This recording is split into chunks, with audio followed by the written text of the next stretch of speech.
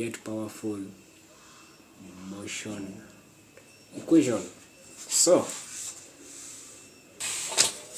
for a mass connected to a horizontal wall with a spring and a mass attached to its end, pulled in that direction, what we know is that according to the force exerted on a spring,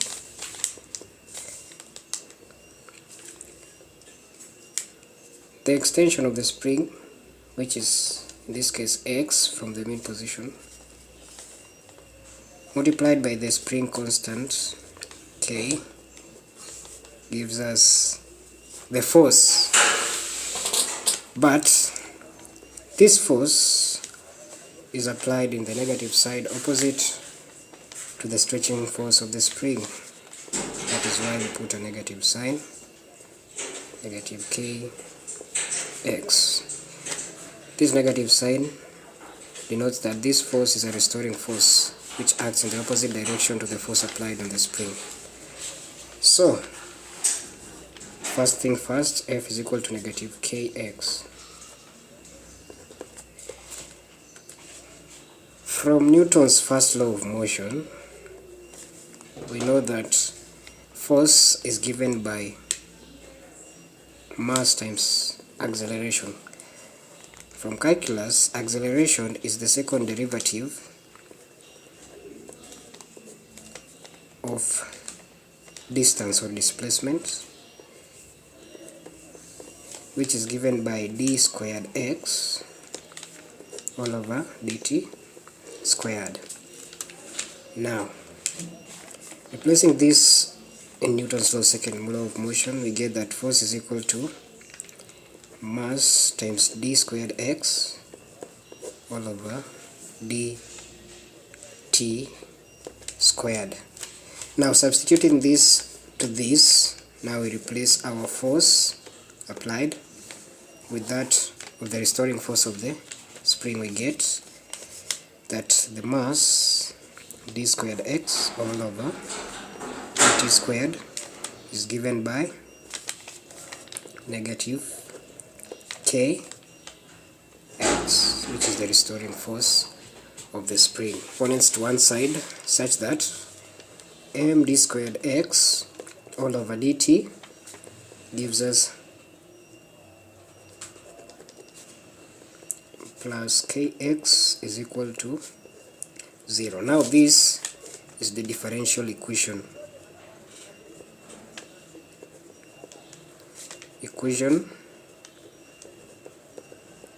For simple harmonic motion. But we'd like to test this equation if it applies. When you solve this equation, you'll get that x with respect to time, x is the displacement, is equal to a cos omega t or b sine omega t. It can be either a sine function or a cos function of the wave. In this case, we are going to do a cos function in our case. Therefore, x into bracket t is equal to a cos omega t plus phi, whereby our angular velocity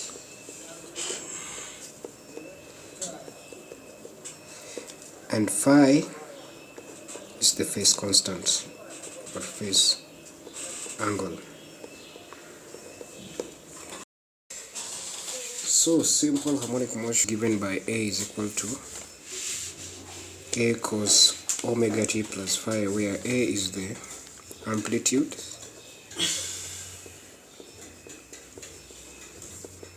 omega is the angular velocity, t is the time, phi is the phi constant or the phase angle.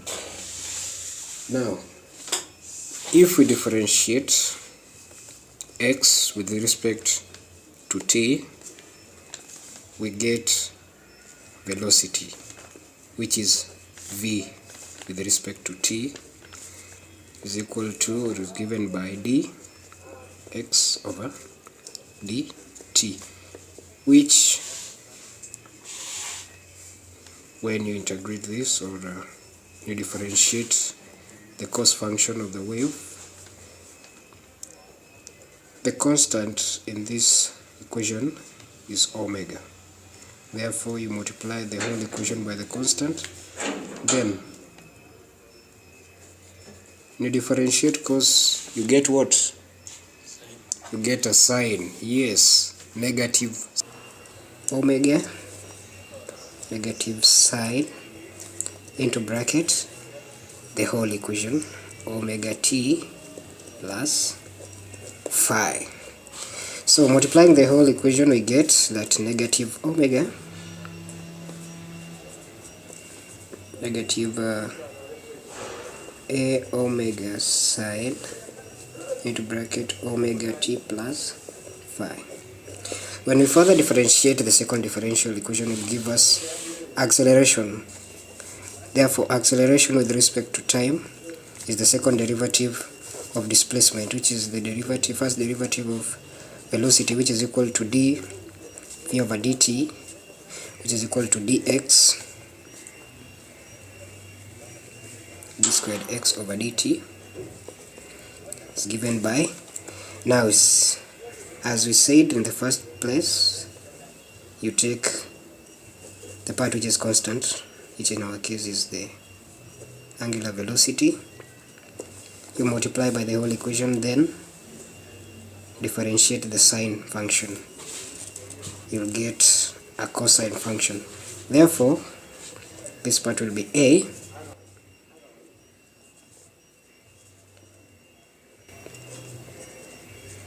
omega squared, after multiplying by this the whole equation, cos function into bracket omega plus phi, omega t plus phi. Get that as your second equation, which is the acceleration with respect to time. Now, coming back to our differential equation, whereby we said that the mass is equal to the second derivative of displacement with respect to time was equal to negative kx. So we replace this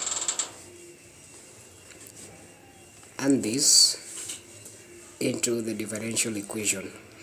So we replace x here and d squared x over dt squared with this. So what do you get as the overall equation? The overall equation will be given by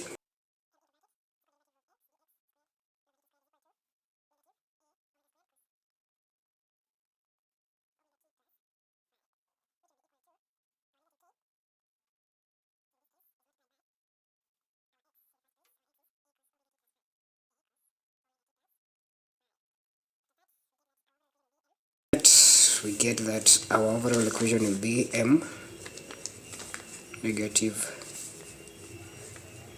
a omega squared cos omega t plus theta is equal to k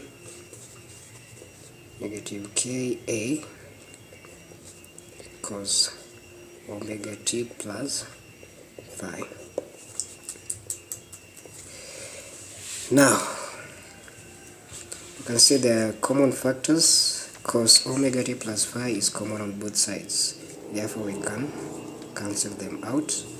And also we can see that the amplitude and the amplitude here, they are similar with a negative sign on both sides, therefore we can get rid of those. So our overall equation will be m omega squared is equal to k, whereby we said this cancel with that, the whole of this cancel with the whole of that, remain with our omega squared and our k on this side. Therefore k omega squared is given by the spring constant divided by the mass of the spring. In order to get angular velocity, omega is equal to the square root of k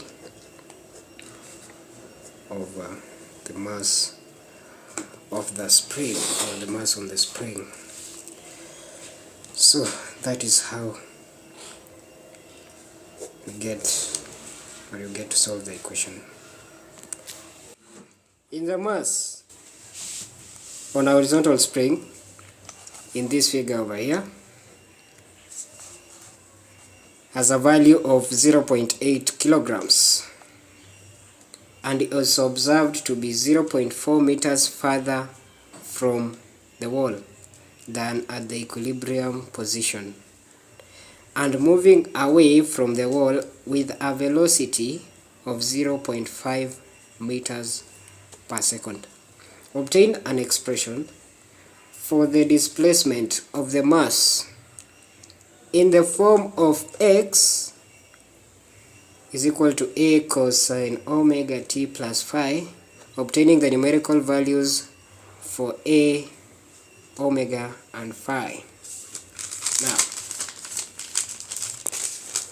this is the second part of the equation.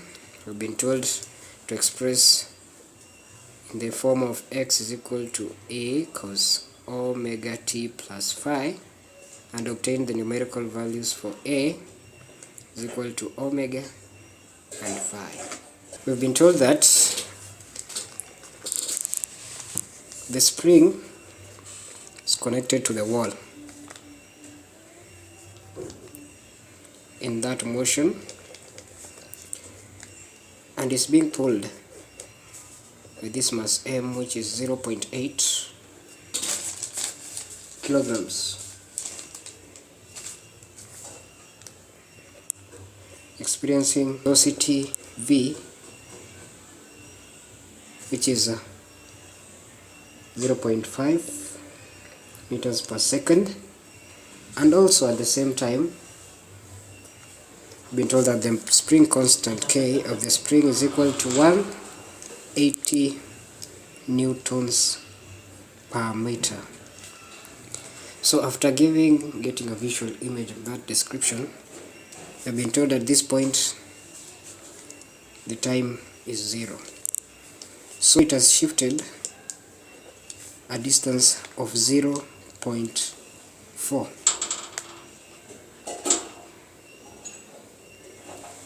0.04 meters away from the mean position. Let us say this part. If we have this line, this is the mean position. Now, from our last expression, we noted that omega is given by root k all over the mass. In this case, in our case, this will be given by our k here, the spring constant is 180 newtons per meter, divided by the mass, which in our case is 0.8 kilograms. When you divide, you get that this is the root of 225, which will be given by 15 radians per second. That is the angular velocity omega. We're told to express our equation in the form x with respect to t is equal to cos to a cos omega t plus phi. It's given by that. So, in order to get velocity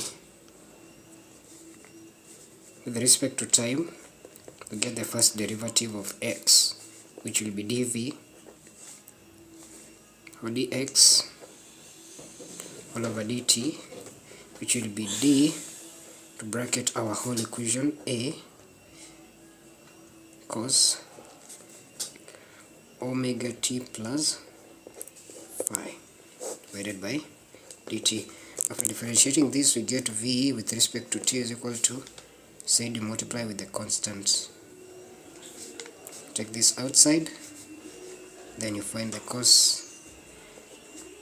When you differentiate cos, you get negative sign, so you get negative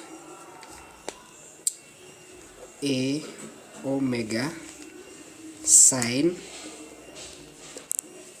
into bracket omega t plus phi, which is our phase angle.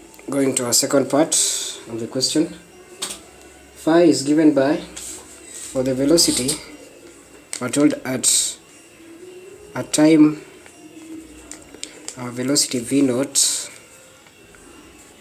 at a time 0 will be given by negative a omega sine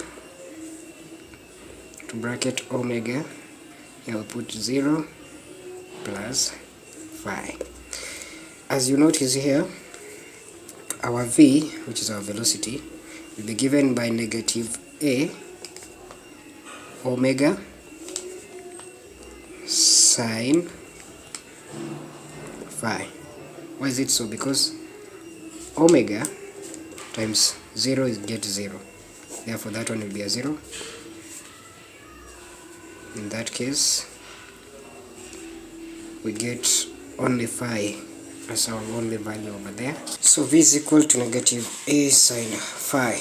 We replace this with what we had in our question, where v was 0.5 meters per second, which is equal to negative. Now here we put our, which was 15 rad per second times a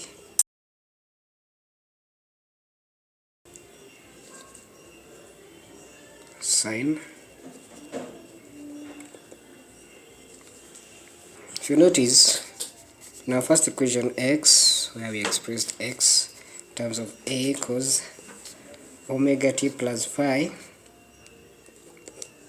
was given by that equation, and our v is given by x negative a omega sine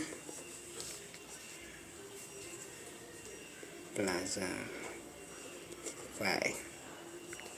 Now this is our second equation, this is our first equation. Now what we want to do in these two equations, we want to eliminate phi in both equations. Therefore what we do, we square both equations so that we can obtain a squared sine function and a squared cos according to the cosine rule.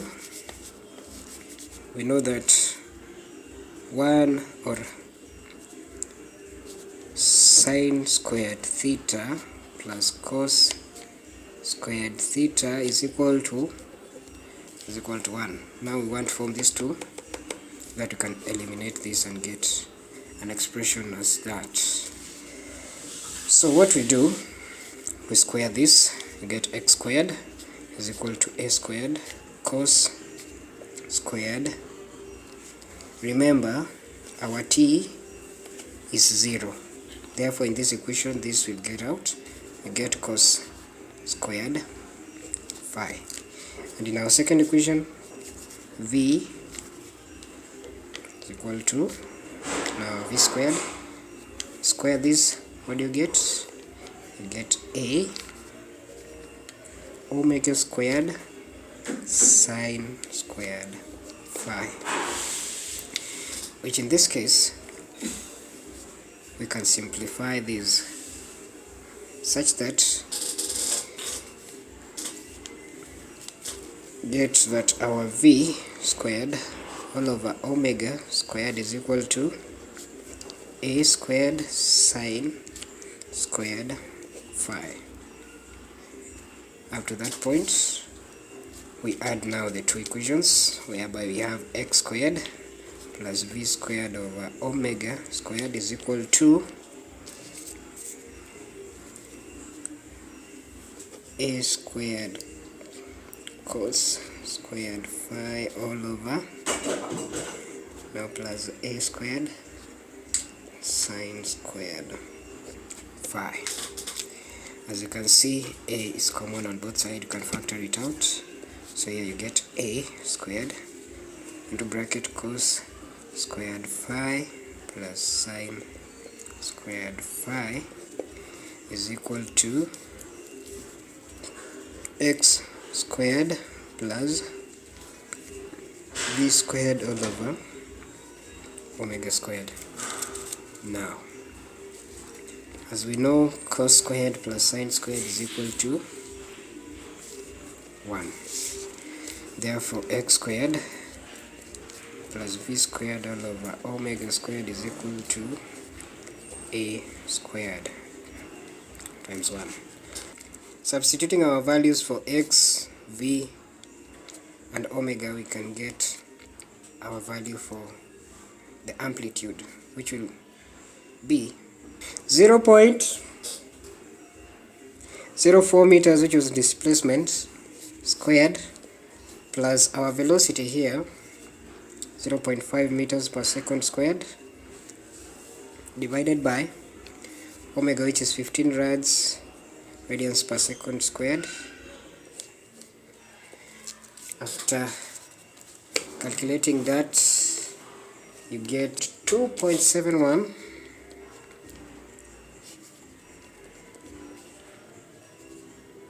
times 10 power negative 3 meters squared. 0.05207 meters. Amplitude is given in meters. Our amplitude was equal to 0.05207 meters. Now, what is remaining is to get the phi constant with the phase angle. In our equation where we had our velocity with respect to time, we said that it was equal to negative a omega sine phi. That was our expression. Now, since we got the value for a and the value for our radians and our velocity at time is equal to 0, you can simply substitute them in our equation. Hereby here it was 0.5 meters per second is equal to negative, our amplitude is 0.05207 meters multiplied by our angular velocity 15 radians per second multiplied by our sine phi. So 0.5 meters per second is equal to 0.78105. Divide both sides by this. Now, get phi, which is our angle in degrees. This one is in degrees. It's given by sine inverse of negative 0.69640.3. You get here your phi in degrees should be equal to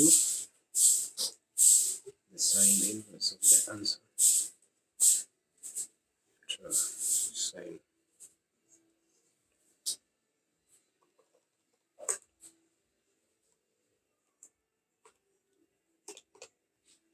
39.804, negative 39.804 degrees. To convert radians, or degrees to radians,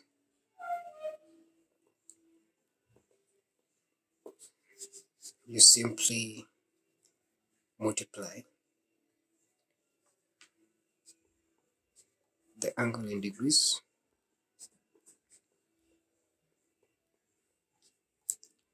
times pi all over 180.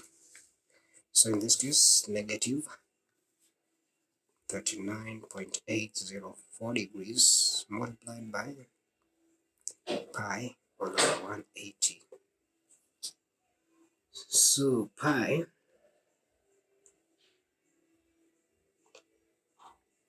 all over 180 times, that we get our answer as negative 0.6947, and this will be in radians.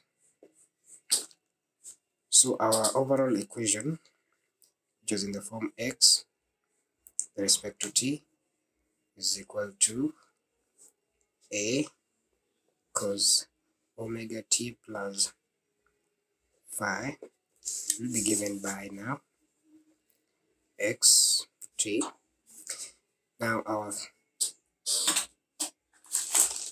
our amplitude was 0.05207 cos to bracket 15 t plus, now, or in this case it will be minus